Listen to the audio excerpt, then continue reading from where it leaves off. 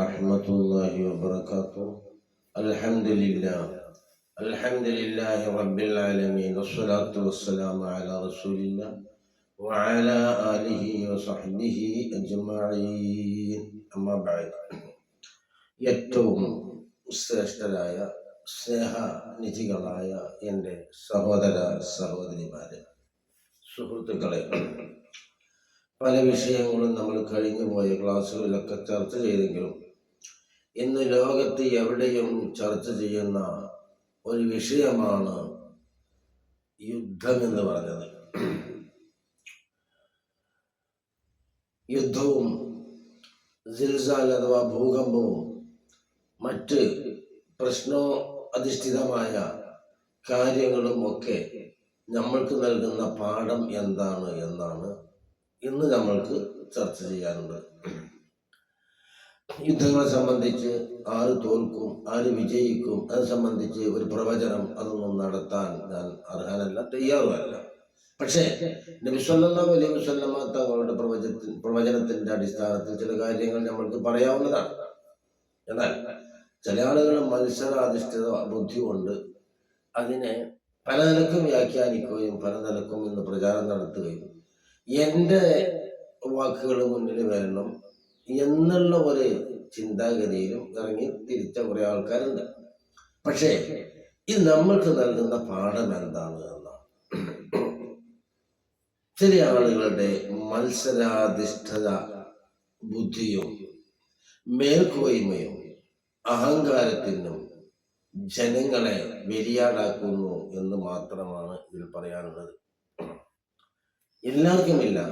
കുറഞ്ഞ കാലഘട്ടത്തിന്റെ ജീവിതത്തിന്റെ ഇടയിൽ മനുഷ്യൻ മത്സരാധിഷ്ഠിതമായ മാനസിക തലം, മേൽക്കോയ്മ, അഹങ്കാരം, ഉൾനടിനം ഇതെല്ലാം വെച്ചുകൊണ്ട് ഈ ലോകം ഇത് ശാശ്വതമാണ്, നശിക്കുകയില്ല എന്നുള്ള വിചാരം പോലെ നടമാടുന്ന ഒരു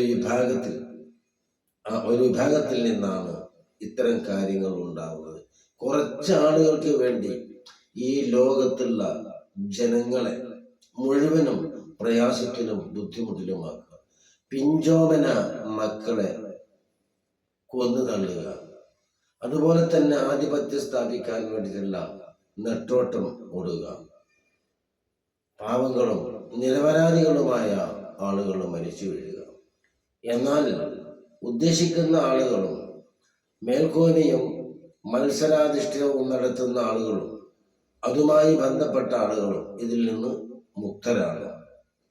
കുറെ സാധാരണ ജനങ്ങളും കുറെ കുട്ടികളും സ്ത്രീകളും അതുപോലെ കുറെ സൈന്യങ്ങളും പരസ്പരം മരിച്ചൊടുങ്ങുന്നു എന്നല്ലാതെ ഇതുകൊണ്ട് ഒരു നേട്ടവും ആരും വിജയിക്കാനും പോകുന്നില്ല, ആരും തോൽക്കാനും പോകുന്നില്ല. കാരണം ഇത് മനുഷ്യനെ അല്ലാഹു സുബ്ഹാനഹു ചിന്തിച്ചിട്ടുണ്ടോ? ഇത് മനുഷ്യനെ അല്ലാഹു സുബ്ഹാനഹു വ തആല സൃഷ്ടിച്ചപ്പോൾ തന്നെ ഈ ഒരു മേൽക്കോയ്മയും അഹങ്കാരവും ഇവിടെ പ്രതിഷ്ഠിച്ചിട്ടാണ് ഈ ലോകത്തേക്ക് മനുഷ്യൻ വന്നത്. അറിയാം നിങ്ങൾക്ക്, ഇബ്ലീസ് ഈ ലോകത്ത്, ഈ ഭൂമിഖണ്ഡത്തിൽ സുജൂദ് ചെയ്യാത്ത ഒരൊറ്റ സ്ഥലവും ഇല്ല എന്നാണ്.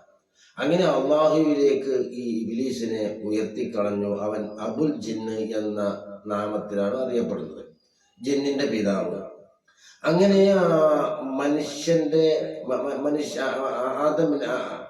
ജനങ്ങളെ ഈ ഭൂമിയിൽ നിന്ന് ഇബ്ലീസിനെ അല്ലാഹു സുബ്ഹാനഹു വ തആല മലായികത്തുകളുടെ കൂട്ടത്തിലേക്ക് ഉയർത്തി. അവന്റെ അറിവും അവന്റെ തൻ്റെടവും അവന്റെ വിവേകവും അവന്റെ എല്ലാം അറിവും വെച്ചുകൊണ്ട് മലായികത്തുകളുടെ കൂട്ടത്തിൽ വസിച്ചിരുന്നവരായിരുന്നു അത് അബുൽ ജിന്ന്. ആദം നബി അലൈഹി സ്വലാത്തു വസ്സലാമിനെ സൃഷ്ടിച്ചു. അങ്ങനെയുള്ള ചരിത്രം ഞാൻ പറയല്ല, ആവശ്യമായ ഒരു കാര്യം മാത്രം പറയാണ്. ആദം നബിയെ സൃഷ്ടിച്ചുകൊണ്ട് അല്ലാഹു തആല ആദമിന് സുജൂദ് ചെയ്യാൻ പറഞ്ഞപ്പോ ഇബ്ലീസ് എന്ത് പറഞ്ഞു? മണ്ണ് കൊണ്ട് സൃഷ്ടിച്ച ആദമിന്, പ്രകാശം കൊണ്ട്, തീ കൊണ്ട് സൃഷ്ടിച്ച ഞാൻ സുജൂദ് ചെയ്യൽ എൻ്റെ സ്റ്റാറ്റസിന് മോശമാണ്, അതുകൊണ്ട് ഞാൻ ചെയ്യുകയില്ല എന്ന് പറഞ്ഞ് അഹങ്കരിക്കുകയും ധിക്കരിക്കുകയും ചെയ്തപ്പോൾ അല്ലാഹു തആല പറഞ്ഞു ഖാല ഫഖ്റുജ് മിൻഹാ ഫഇന്നക റജീം. അപ്പോ അന്ന് മുതൽ തുടങ്ങി വെച്ചതാണ് എന്ത്? മേൽക്കോയ്മ, അഹങ്കാരം. ഇത് മനുഷ്യനിൽ ഉണ്ട്. അതാണ് ഇന്ന് ലോകത്ത് കാണുന്നത്. നിങ്ങൾ നോക്കുക, കുറഞ്ഞ ആളുകളുടെ, ഏറ്റവും കുറഞ്ഞ ആളുകളുടെ ആ മാനസിക അവസ്ഥയും അതുപോലെ തന്നെ അവരുടെ മത്സരാധിഷ്ഠിതമായ ബുദ്ധിയും അഹങ്കാരവും വെച്ചുകൊണ്ട് എത്രയോ ജനങ്ങൾ, ഒന്ന് നോക്ക്, കുട്ടികൾ, സ്ത്രീകൾ, അതുപോലെ തന്നെ സാധാരണക്കാർ, ഒരു ചാൺ വയറിന് വേണ്ടി അന്നം തേടിപ്പോയ ആളുകൾ ഒക്കെ മരിച്ചു വീഴുന്നു. നിരപരാധികളായ ആളുകളാണ് മരിച്ചു വീഴുന്നത്. ഒന്നും പരിഹാരമല്ല, ഇതൊന്നും ഒന്നിനും പരിഹാരമല്ല. പക്ഷേ ഇതിനെല്ലാം കാലം കാത്ത് സൂക്ഷിച്ച് മറുപടി പറയുമെന്ന് ഏത് യവനാണെങ്കിലും മനസ്സിലാക്കുന്നത് നല്ലതാണ്.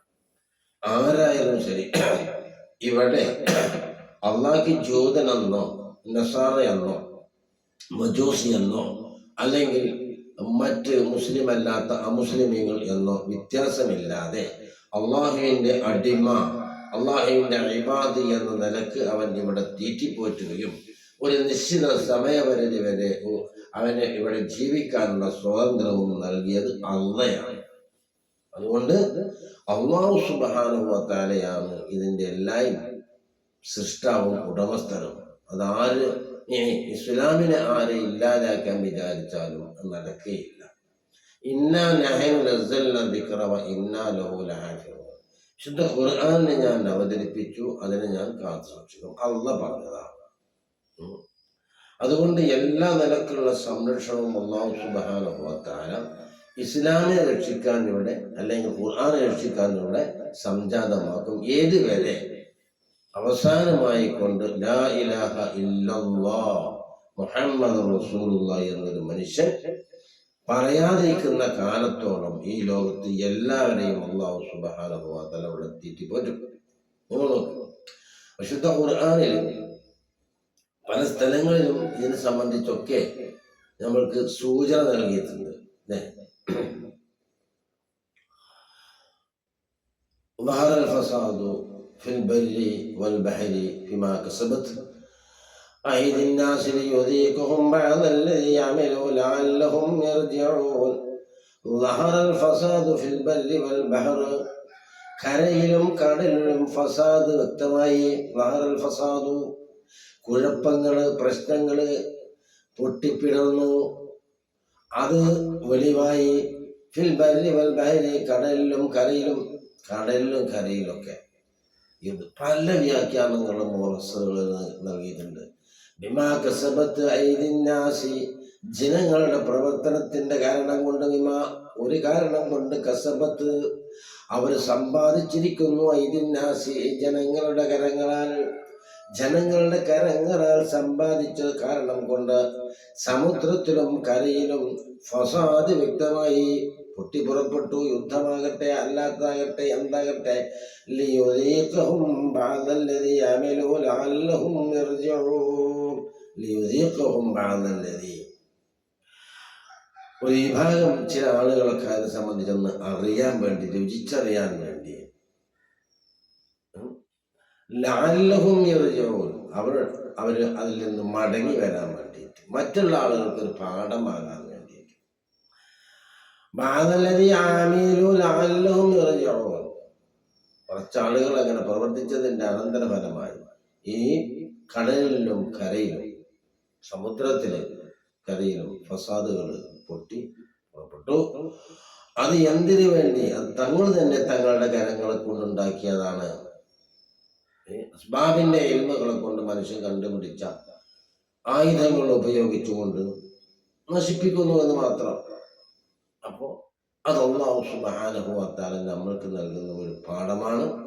നിങ്ങൾ ഇതെല്ലാം നമ്മൾ കണ്ടുകൊണ്ട് അതിൽ നിന്ന് തിരിച്ചു വരാനുള്ള ഒരു അവസരം സംജാതമാക്കുകയാണ് അല്ലാഹു തആല. എങ്ങനെയായാലും അവസാനം വിജയം ആർക്ക് തന്നെയായിരിക്കും? അത് ഇസ്ലാമിനെ തന്നെയായിരിക്കും എന്നുള്ളതാണ്. എല്ലാവർക്കും ഇവിടെ ജീവിക്കാനുള്ള അവകാശവും അള്ളാഹു തആല നൽകിയെങ്കിലും അവസാനം മുഴുവനും ഈ ലോകം മുഴുവനും നശിക്കും എന്നുള്ള കാര്യം തീർച്ചയാണ്. പക്ഷെ അള്ളാഹു സുബ്ഹാനഹു വ തആല ചില അടയാളങ്ങൾ, അതുപോലെ തന്നെ ചില കാര്യങ്ങളൊക്കെ നബി സല്ലല്ലാഹു അലൈഹി വസല്ലമ തങ്ങളിലൂടെ നമ്മൾക്ക് സൂചിപ്പിച്ചു തന്നിട്ടുണ്ട്. ഒമാൻ റുസുലു ബിൽ ആയാത്തി ഇല്ലാ തഖ്വീഫ. ഓരോ ദൃഷ്ടാന്തങ്ങളും അള്ളാഹു സുബ്ഹാനഹു വ തആല അയക്കുന്നത് ജനങ്ങളെ ഭയപ്പെടുത്താൻ വേണ്ടിയാണ്. ഒമാൻ റുസുലു ബിൽ ആയാത്തി, അള്ളാഹുവിന്റെ ദൃഷ്ടാന്തങ്ങളെ അവൻ അയക്കുന്നില്ല, ഇല്ലാ തഖ്വീഫ, ഭയപ്പെടുത്താൻ വേണ്ടിയല്ലാതെ. അപ്പോൾ ഓരോ കാര്യങ്ങളും അള്ളാഹു സുബ്ഹാനഹു വ തആല ഈ ലോകത്തേക്ക് ഇത്തരം കാര്യങ്ങൾ അയക്കുന്നത് അവനെ ഭയപ്പെട്ടുകൊണ്ട് തിരിച്ചു പോരാനാണ്. നിങ്ങൾ നോക്ക്, ഭൂകമ്പം 2000-ൽ തുടങ്ങി വെച്ച ഭൂകമ്പം ഇന്ന് വരെ നിലച്ചിട്ടില്ല. ഭൂകമ്പം അധികരിക്കുന്നത് ഖിയാമത്ത് നാളിന്റെ ഏക അടയാളമാണ്. യുദ്ധങ്ങൾ പൊട്ടിപ്പുറപ്പെടുന്നത് ഖിയാമത്ത് നാളിന്റെ അലാമത്താണ്. അതുപോലെ തന്നെ കള്ളുകുടി, വ്യഭിചാരം, അതുപോലെ ഈ അനാചാരങ്ങൾ മുഴുവനും അധികരിക്കുക, കൊല അധികരിക്കുക. കൊന്നവൻ എന്തിനാണ് കൊല്ലുന്നത്, കൊല്ലപ്പെട്ടവൻ എന്തിനെ കൊല്ലപ്പെട്ടു എന്നറിയില്ല, ഇങ്ങനത്തെ അവസ്ഥകളൊക്കെ സംജാതമാകുക. ഇതെല്ലാം അന്ത്യനാൾ അടുത്തിരിക്കുന്നു എന്നതിലേക്കുള്ള സൂചനയാണ്. അത് മനസ്സിലാക്കിക്കൊണ്ട് ഓരോരുത്തരും ഓരോരുത്തരുടെ കാര്യങ്ങൾ മനസ്സിലാക്കി അള്ളാഹുവിൻ്റെ ദർബാറിലേക്ക് കൈ ഉയർത്തി തൗബ ചെയ്ത് മടങ്ങാനുള്ള അവസരം അള്ളാഹു സുബ്ഹാനഹു വ തആല സംജാതമാക്കുകയാണ്. റബ്ബുൽ ഇസ്സത്ത് നമ്മൾ നിന്നുള്ള സകലത്ര സൽക്കർമ്മങ്ങളും സ്വീകരിക്കട്ടെ. അള്ളാഹുവേ, ഞങ്ങളിൽ നിന്ന് വന്നുപോയ ചെറുതും വലുതുമായ എല്ലാ പാപങ്ങളും നീ പുറത്തു തരണേ റഹ്മാനെ. റഹ്മാനായ റബ്ബേ, ഞങ്ങൾ പാപികളാണ്.